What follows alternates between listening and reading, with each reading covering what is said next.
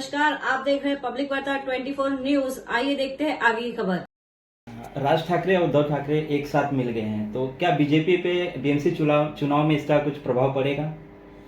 देखिए, अगर सही मायने में माना जाए तो थोड़ा बहुत तो फर्क पड़ेगा, लेकिन बहुत फर्क नहीं। अगर 0 और 0 प्लस करोगे, इसको मैथमेटिक्स समझता है, तो कितना भी कर दो, 1 0 जोड़ दो, 2 0 जोड़ दो, 4 0 जोड़ दो, उसको मल्टीप्लाई कर दो, डिवीजन कर दो, सब्ट्रैक्शन कर दो, 0 का 0 ही होता है।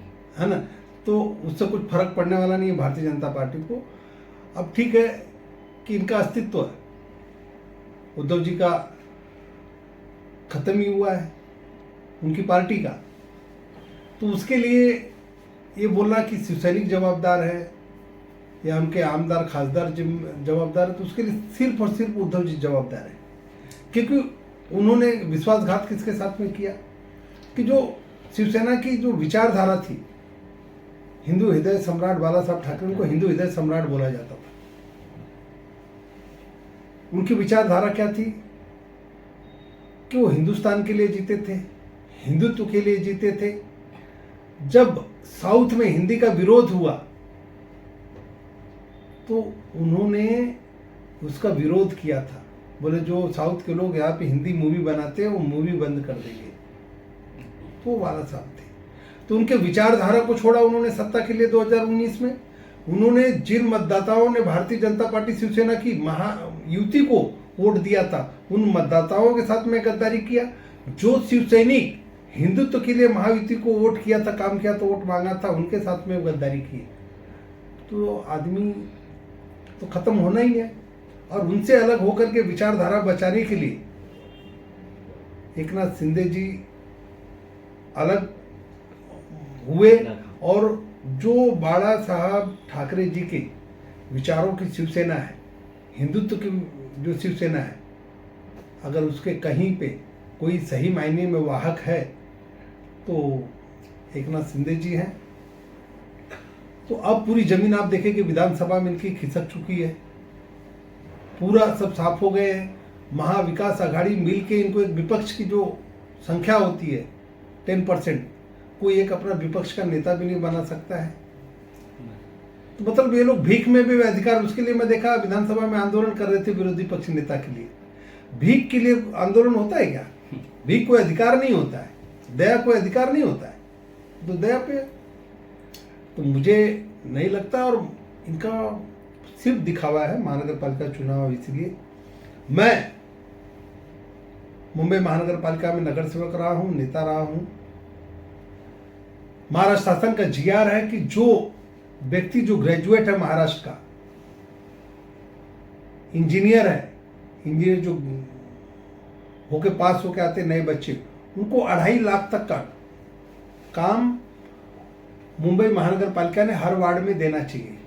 मैं दावे से बोलता हूं, आदित्य ठाकरे जी, उद्धव ठाकरे जी, राज ठाकरे जी, इनसे बोलता हूं कि आपने कितने महाराष्ट्रियन इंजीनियर को काम आपके नगर सेवकों ने दिया है। भारतीय जनता पार्टी के सब नगर सेवकों ने 100% काम दिया है। हम सिर्फ दिखावा नहीं करते। वो बेरोजगार हैं, इंजीनियर हैं, मराठी हैं, मराठी भाषिक हैं, उनका अधिकार है, वो देना ही चाहिए। वो हम लोगों ने दिया। इन्होंने कितने कॉन्ट्रैक्टर को दिया है? एक भी कॉन्ट्रैक्टर को काम नहीं दिया है। आश्रय योजना में बीजे सिरके नामवंत कॉन्ट्रैक्टर है महाराष्ट्र के, जहां पे बाकी कॉन्ट्रैक्टर, अन्य भाषी कॉन्ट्रैक्टर 5,000, 7,000, 8,000 स्क्वायर फुट का रेट कोट किया था कंस्ट्रक्शन का, उतना होता ही नहीं है।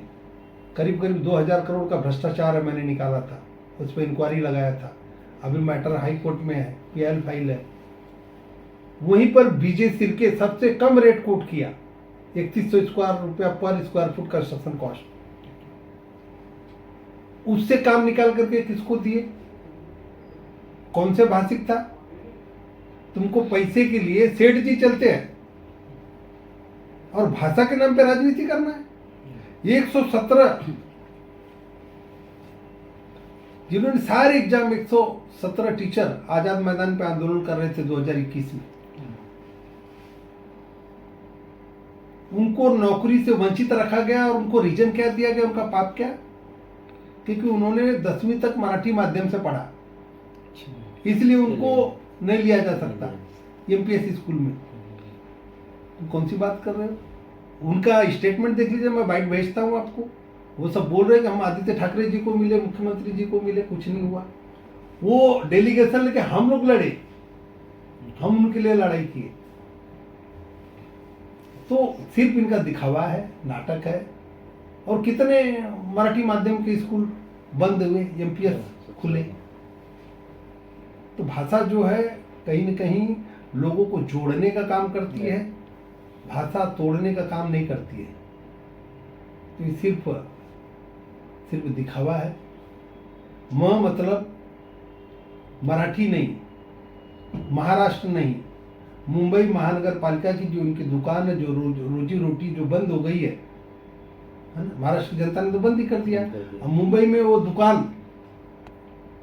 किसी तरह खुल जाए, ये एक असफल प्रयास है। लेकिन मुंबई की जनता पहचानती है कि उनका एक फुटपाथ खा गए, उनके हॉकर इन्होंने बिठा के हॉकर से पैसा खा रहे, गटर खा गए। मुंबई के ओपन स्पेस पे इन्होंने झोपड़पट्टी बनवाया, है ना। सब यहाँ के गार्डन खाए, यहाँ के हॉस्पिटल खाए, कोविड में भ्रष्टाचार किए, बेड में किए, दवाई में किए, राशन में किए, खिचड़ी में किए। तो मुंबई की जनता जानती है। और ये चुनाव भारतीय जनता पार्टी या महायुति का मुंबई का चुनाव नहीं है, महानगर पालिका का। ये मुंबई की जनता उद्धव ठाकरे जी के भ्रष्टाचार से, पाप से लड़ेगी। उसमें महायुति भारतीय जनता पार्टी, एकनाथ शिंदे जी और अजित दादा की पार्टी, तो शिवसेना और राष्ट्रवादी मिल करके उनका साथ देंगे। और आने वाले चुनाव में जब भी हो तो उस समय महायुति का महापौर बनेगा। मैं इतना ही बोलना चाहता हूँ। Thank you sir.